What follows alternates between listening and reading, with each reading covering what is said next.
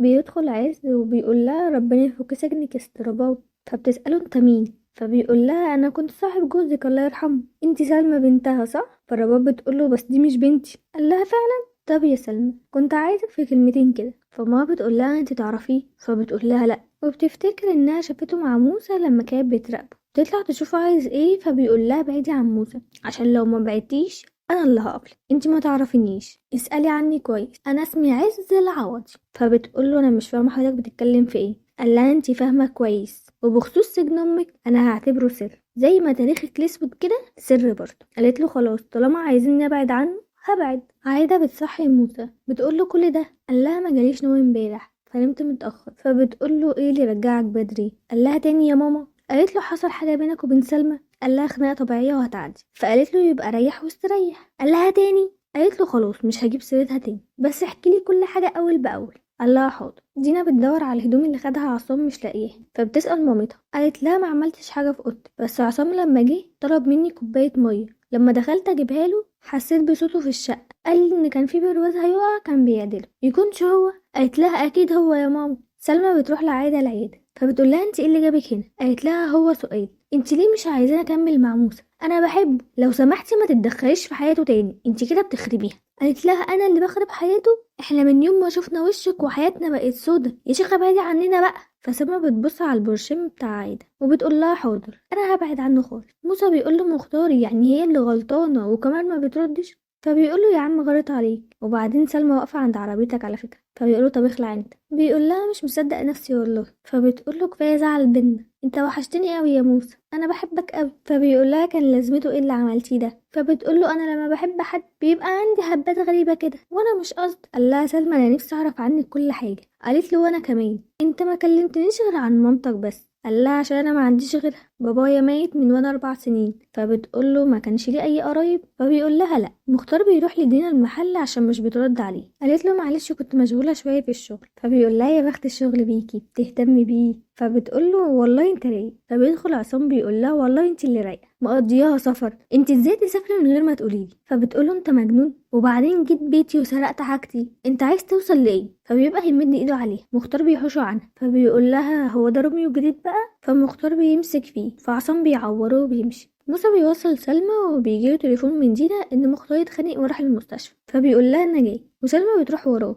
دينا بتحكي لسلمى عن اللي حصل. فبتقول لها غريبة انك كلمتي موسى ما كلمتنيش انا ليه؟ قالت لها مختار قال لي كلمي موسى فكلمته. دكتور بيعالج مختار ودينا بتطمن عليه وبيمشوا. عز بيروح لكريم فبيقول له انت مين وعايز ايه؟ فبيقول له انا جاي اسالك عن بنت اسمها سلمى. فبيقول له برضه هو انتوا ايه ما بتفهموش؟ فبيقول له ايه ده، احنا رجاله زي بعض، بعدين هو ايه اللي بينك وبينها يخليك تتوتر كده؟ فبيقول له مش هينفع اعرض اختي لفضيحه زي دي. فبيقول له احكي. فبيحكي له ان بعد ما سلمى خبطته قالت له انت لو فكرت تبلغ كل الداتا اللي على موبايلك بقت عندي، فيهم الفيديوهات اللي كنت مصورة مع الست المتجوزة. فبيقول له انا لو طول كنت قتلتها بايدي، بس انا خايف على اختي من الفضيحة. فبيقول له انا هجيب لك حق، وسلمى دي سيبها لي بقى. فبيقول له انت مين؟ فبيقول له فاعل خير. مديحة بتروح تشوف الفيديو يمكن تتعرف على البنت، بس بتقول للضابط انها ما تعرفهاش، ممكن اخد الفيديو؟ فبيقول لها لا ده حرز ومش هينفع. عايدة بتقوم الصبح وتدخل الحمام. سلمى بتدخل اوضتها بتغير الدواء اللي بتاخده. عايدة بتطلع عشان تنزل فبتلاقيها في وشها. فبتقول لها انت ايه اللي جابك هنا؟ فموسى بيقول لها انا اللي قلت لها تفطر معانا. فبتقول له انا لازم انزل وانتوا كمان لازم تنزل، وبتمشي. سلمى بتقلب وشها وبتقول انا لازم امشي. فبيقول لها ايه رايك ننزل نفطر في حته لذيذه؟ فبتوافق. عايز بيقول لعايده ان سلمى ماسكه على كريم فيديوهات. فبتقول له طب هنعمل معاها ايه دي يا عايز؟ دي كل شويه تنط عندي في العياده، ده انا سايباها مع موسى في البيت. فبيقول لها ما تعمليش حاجه، انا مسكت طرف الخيط اللي هوقعها بيه. فبتقول له انت ظهرت فجاه في حياتنا ولعبت دور العم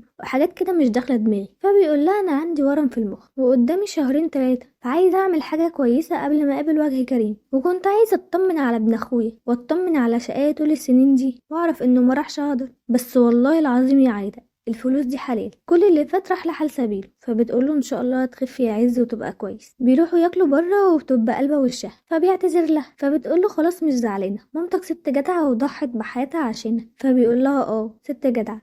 على فكرة كمان البنت دينا بنت جدعة قوي، فضلت واقفة مع مختار وما سابتوش غير لما اطمنت عليه. فبتقلب وشها وبتقول له طبعا مش صاحبتي انا. فبيقول لها صاحبتك انا ما قلتش حاجه. فبيقول لها اطلب لنا الفطار عقبال ما اروح الحمام. بتفتح تليفونه بتلاقي صوره مع واحده، فبتبعتها لنفسها، واول ما بيجي بتقوله مش مستعد افضل مع واحد كداب زيك. ايه ده؟ قال لها دي واحده كنت مصاحبها من 4 سنين، انت ازاي اصلا تدخلي على تليفوني؟ فبتقوله انت نسي انك مديني الباسورد. فبيقول لها اديتهولك عشان اديكي الامان مش عشان تفتشي فيه. فبتقوله يا بجحتك، وبتروح موقعه الحاجه من على الترابيزه وبتزعق بصوت عالي. فبيزعق لها وبياخد حاجته ويمشي. دينا بترن على مختار، فبيقول لها هو اللي بيحصل ده بجد؟ فبتقول له ايه؟ فبيقول لها دينا بتتصل بيا انا. قالت له يعني بعد اللي عملته عشاني مش عايزه اتصل بيك اطمن عليك؟ قال لها لا، ده انا بعد كده اجيلك واتضرب واتعور عشان تتصلي بيا بقى. عايده وموسى بيقعدوا يتفرجوا على فيلم وتليفونه بيرن، ما بيرضاش يرد. فعايده بتقول له تحب اخش جوه عشان تتكلم براحتك؟ قال لها لا، انا اللي مش عايزه ارد، شكلي هعمل لك بقى اللي انت عايزاه، مش هكمل. قالت له لا يا موسى، اوعى تقول لسلمى كده، اوعى تقول لها مش هكمل. قال لها مش فاهم. قالت له مش شرط تفهم، اعمل اللي بقولك عليه. سلمى بتبعت فويس لموسى وبتقول له حقك عليا يا موسى، بس والنبي رد. عايده بتاخد الدواء ومديحه بتتكلم، بيبقى باين ان صوت عايده متغير، بس بتقول لمديحه انه ارهاق بس شويه. مديحه بتقول لها انا رحت القسم النهارده عشان قالوا انهم عرفوا البنت اللي عملت كده في كنزي، بس ما عرفتهاش. فبتقول لها بعتيلي الصوره شوفها. وعايده بتشوف الصوره، فبتقول لها انا عارفه صاحبه الصوره دي، بكره نتقابل في القسم. بتقول لها بجد عارفاها؟ طب هي مين دي؟ فبتقول لها استني ابص على الصوره تاني كده، هي حسبي الله ونعم الوكيل فيها. موسى بيقول لها انت كويسه؟ انت بتزعقي مع حد؟ قالت له لا انا تمام، طنط مديحه بس معايا على التليفون. موسى بيروح اوضته وبيشوف صورهم وبيسمع الفويس بتاعها وهي بتتصل بيه. فبتقول له انت ما بتردش عليا ليه؟ قال لها مش قادر يسلم، خلينا ناخد بريك. فبتقول له مش هقدر انا بحبك. عايده بتصرخ وبتقول الحقني يا موسى. فبيجري عليها وبيلاقيها واقعه في الارض ومش بترد، فبينقلها المستشفى وبيعملوها صدمات، وموسى بيبقى خايف عليها جدا. سلمى بتيجي المستشفى تطمن عليه وبتقول له في ايه؟ فبيحكي لها وبيطلع الدكتور فبيساله عن مامته، فبيقول له انها خدت حاجه عملت لها تسمم قوي وخلت القلب كان هيقف، بس الحمد لله لحقناه، بس هي دلوقتي في غيبوبه.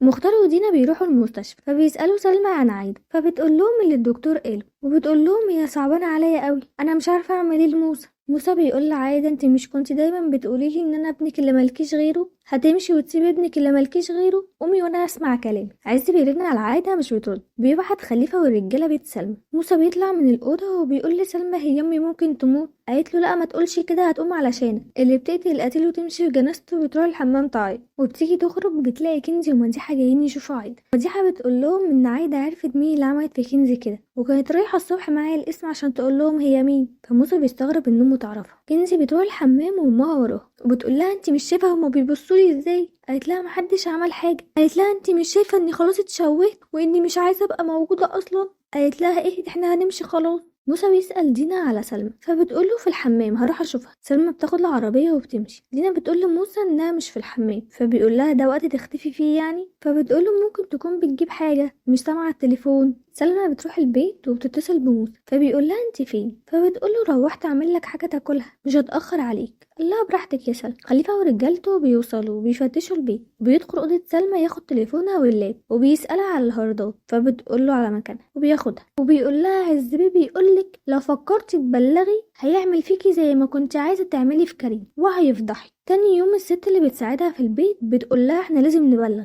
بتقول لها مش عايزين فضايح، وبتديها فلوس وبتقول لها سافري لابنك البلد دلوقتي وما ترجعش غير لما اكلمك. عصام بيروح لدينا البيت وبيقول لها لو فاكره هحلك من دماغي تبقي بتحلمي، والعيل اللي بتحامي فيه ده رقدتهولك في المستشفى. قالت له ده ارجل منك، راح زي امها في الارض. فدينا قالت له ازاي تمد ايدك عليها؟ لا انت يا دينا مش هتكوني لحد غيري، ولو فكرتي في غيري هقتلك. سلمى بتروح المستشفى بتلاقي موسى قاعد على الارض نايم، فبتقول له قوم كل. قال لها ماليش نفس، هاتي موبايلك اكلم ميخا عشان تليفوني فصل. فبتقول له انها نسيته في البيت من اللخمه عشان متاخرش عليه. فبيقول لها خلي بالك من ماما، هروح اجيب كام حاجه من البيت. سلمى بتراقب التمريض عشان تدخل، فبتلاقي واحده في وشها بتقول لها انت بتعملي ايه هنا؟ الزياره ممنوعه. فبتقعد بره. موسى بيروح البيت وعز بيرن على عايده، فموسى بيرد. عز بيساله على عايده، فبيقول له انه نقلها المستشفى. فبيقول له هي كويسه؟ تقدر تتكلم؟ فبيقول انا في البيت دلوقتي، خطيبتي هي اللي قاعده معايا. فبيقول له سلمى انت مش لازم تسيبها مع سلمى لوحدها خالص يا موسى، روح الحق ماما بسرعه. وبيقول له انت مين؟ فبيقفل. سلمى تدخل الاوضه وبتقفل الستاير وبتقول لعايده من اول يوم جيتلك فيه امنتك على سري، بس انتي ما صنتيش شرف المهنة يا دكتور، قلتلك لو قلت لموسى حاجة هقتلهولك، بس انا للأسف حبيته، فمش هستنى عليكي لحظة تاني وانتي بتدمري علاقتي بيه كل يوم، وفاكرة عز هيحميكي وبتقولي لصاحبتك انك عارفة صاحبة الصورة. انتي غبية. الحل الوحيد عشان نكمل انا وموسى انك ما تكونيش موجودة. عارفة انه هيزعل بس ما تخافيش، انا هاخد بالي منه كويس. وبتطلع الحقنة من شنطتها وعايدة بتفوق وبتروح حقنا المحلول. بس لو عجبك الملخص دوس لايك سبسكرايب واشوفكوا في ملخص تاني. سلام.